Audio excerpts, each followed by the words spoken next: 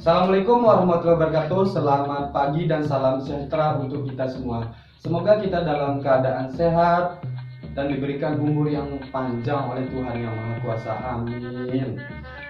Baik, teman-temanku semua, pada pertemuan ini saya akan menjelaskan bagaimana sistem perkuliahan kita dari pertemuan pertama sampai pertemuan 16, yang dimana sebelum itu Bapak akan menjelaskan kontrak kuliah kita seperti apa. Yang pertama itu apa ya? Coba ditebak. Yang pertama itu adik-adik harus minimal masuk di mata kuliah Bapak itu 75%. Artinya kalau bisa jangan malas-malas kuliah ya. Oke. Ya. Selanjutnya nanti selebihnya Bapak akan menjelaskan juga bagaimana instrumen penilaian pada mata kuliah ini. Tapi Bapak kan belum menyebutkan tadi mata kuliah apa yang Bapak akan ajarkan dan jelaskan dari pertemuan pertama sampai pertemuan ke-16. Bapak mengajarkan mata kuliah kewarganegaraan. Tentu adik-adik nggak asing ya dengan mata kuliah ini. Dari SD sampai perguruan tinggi diajarkan. Nah, tapi di perguruan tinggi ini nanti kita akan menempuh 16 kali pertemuan, yang dimana pertemuan pertama kita akan membahas tentang pengantar pendidikan kewarganegaraan. Kenapa di semua jurusan diajarkan juga tentang pendidikan kewarganegaraan tersebut? Nah, karena yang mewajibkan adalah bukan kampus, namun pemerintah. Nanti Bapak akan menjelaskan masuk dalam undang-undang berapa. Yang kedua, yaitu tentang filsafat, Pancasila, dan ideologi nasional kita. Nanti selebihnya Bapak akan menjelaskan pada pertemuan-pertemuan berikutnya bagaimana filsafat itu muncul, bagaimana filsafat itu ada. Bukan sesuatu yang instan, teman-teman ya, bukan sesuatu yang instan, tapi melalui proses-proses yang sangat panjang. Pertemuan yang keempat itu juga kita akan membahas tentang ideologi nasional kita. Mana saja yang termasuk ideologi nasional? Penasaran kan? Nanti berikutnya Bapak juga akan menjelaskan itu. Yang kelima ya. Yang keempat itu tentang identitas nasional. Saya akan menjelaskan mana saja sih yang termasuk identitas nasional negara kita, yaitu negara Indonesia. Identitas negara kita bukan seperti barang-barang palsu yang diimpor, bukan. Tapi nanti kalau penasaran, nanti dilihat lagi pada pertemuan berikutnya. Next ya. Pertemuan kelima itu tentang demokrasi Indonesia. Wah, kalau kita dengar demokrasi, pasti mindset kita tertuju pada pemilihan umum. Ya juga sih, itu juga termasuk dari bagian-bagian dari demokrasi. Bagaimana demokrasi yang ada di Indonesia dan sistem demokrasi itu seperti apa? Selanjutnya Bapak akan menjelaskan itu. Yang next untuk pertemuan berikutnya, yaitu pertemuan ke-6. Pertemuan ke-6 itu kita akan membahas negara dan konstitusi. Negara dan konstitusi ini kita akan bahas khusus untuk negara kita, Kesatuan Republik Indonesia.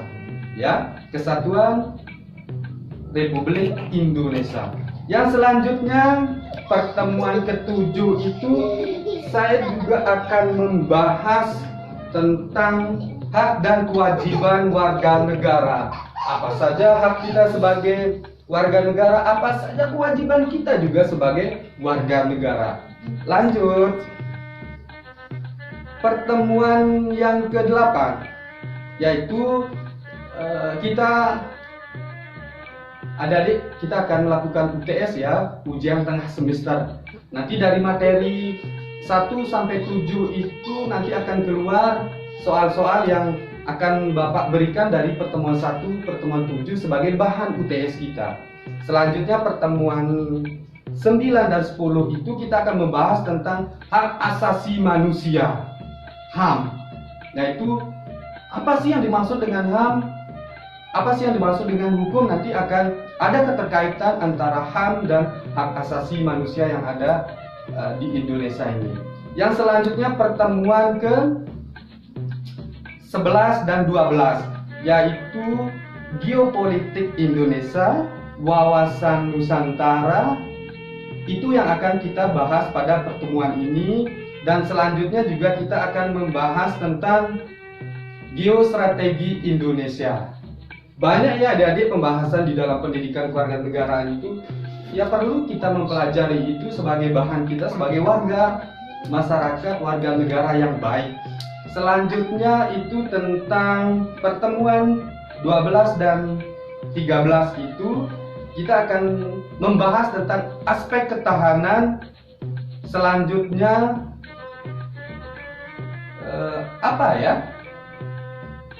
aspek ketahanan nasional kita juga akan bahas. Pada pertemuan ke-16 itu kita akan UTS.